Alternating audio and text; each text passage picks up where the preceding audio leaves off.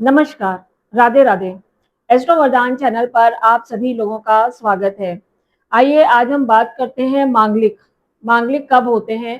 जैसे कि कुछ लोग आते हैं शादी के लिए पूछते हैं कि मैं मांगलिक हूँ या नहीं हूँ, तो उसके लिए हम बात करते हैं। यानी कि जब जो मंगल होता है, अगर 1, 4, 7, 8 और 12 अगर इन भावों में अगर मंगल बैठता है तो हम मांगलिक कहते हैं। यदि हम यहाँ पे बात करें तो यदि मंगल यहाँ बैठा हो, मंगल यहाँ बैठा हो, मंगल यहाँ बैठा हो, मंगल यहाँ बैठा हो या मंगल यहाँ बैठा हो, यानी अगर हम बात करें तो जो इस डायरेक्शन में ऐसे ऐसे ऐसे ऐसे जो निशान होता है जिसको हम कहते हैं कि मांगलिक, मतलब इन भावों में अगर मंगल बैठता है तो यह मांगलिक होता है। इसको हम लगन कुंडली से भी देखेंगे और हम इसको चंद्र कुंडली से भी देखते हैं।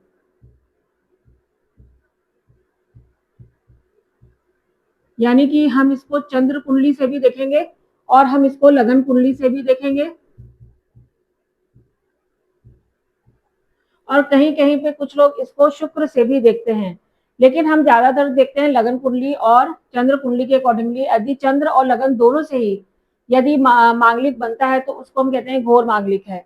और यदि इनमें अगर हम साउथ की बात करते हैं, दक्षिण भारत की बात करते हैं, तो वहां पर द्वितीय भाव में भी मंगल को मांगलिक बताया गया है। अब अगर हम बात करें, देखिए लगन है, मांगलिक मतलब क्या होता है? मंगल लगन में बैठा है, उसके अंदर बहुत ज्यादा गुस्सा है, उसकी जो है दृष्टियां कहाँ कहाँ पर आती हैं? सप्तम भाव में आती है, चतुर्थ भाव में आती है और अष्टम भाव में आती है। यानी कि यहाँ पर जो मंगल बैठता है तो ये आपका घर परिवार या होम एनवायरमेंट है। वहां पर ये दंगल कराएगा, लड़ाई झगड़ा कराएगा, और खुद लगन पर है तो खुद भी वो बहुत ज्यादा गुस्सैल प्रवृत्ति का होगा। उसकी दृष्टि अगर हम देखें तो सप्तम भाव में आएगी, तो ये आपका वैवाहिक जीवन होता है, तो वहां पर यह प्रॉब्लम्स क्रिएट करेगा।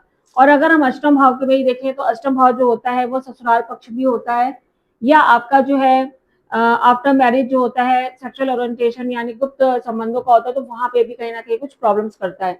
यदि हम यहाँ पर भी मंगल देखें तो यहाँ पे भी मंगल की दृष्टियों को देखें तो कहीं ना कहीं 7th हाउस में आ रही होती है। और यदि हम मंगल यहाँ पे चतुर्थ भाव में देखें तो मंगल की दृष्टि यहाँ पर चतुर्थ भाव में आ रही होती है।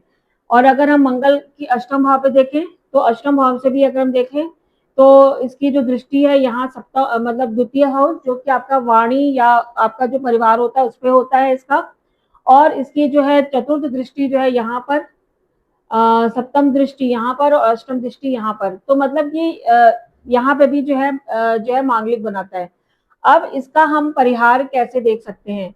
यानी कि अगर इसका देखते हैं तो मंगल दोष भंग भी होने की चांसेस आपकी कुंडली में होती है। यदि यहाँ पर यदि केंद्र में कोई शुभ ग्रह बैठ जाए, गुरु या शुक्र बैठ जाता है, तो उसके प्रभाव को कम कर सकता है। यानी कि यदि हम देखें तो मंगल अगर लगन में बैठा है और केंद्र में गुरु या शुक्र आ जाता है, तो भी यह मंगल के प्रभाव को कुछ हद तक कम कर देता है। इसके अलावा यदि हम देखें, यदि सूर्य और मंगल साथ में बैठते हैं और मंगल जो होता है वह अस्त हो जाता है, अगर मंगल अस्त हो जाता है तो भी यहाँ पे मंगल के प्रभाव में कुछ या उसके प्रभाव में कुछ कमियां भी हो जाती है। यदि हम चंद्र कुंडली से भी देखते हैं, यदि चंद्र कुंडली से भी केंद्र में यदि कोई शुभ ग्रह आ जाता है, तो भी यहाँ पर मंगल का जो दोष है वो कहीं ना कहीं कुछ कम हो जाता है या आंशिक मांगलिक हो जाता है। लेकिन फिर भी अगर हम देखें तो जो मांगलिक होते हैं, क्योंकि मंगल अपना नेचुरल प्रभाव कभी नहीं खोता, तो कुछ ना कुछ उससे प्रॉब्लम्स आपके मैरिड लाइफ में आती जरूर है।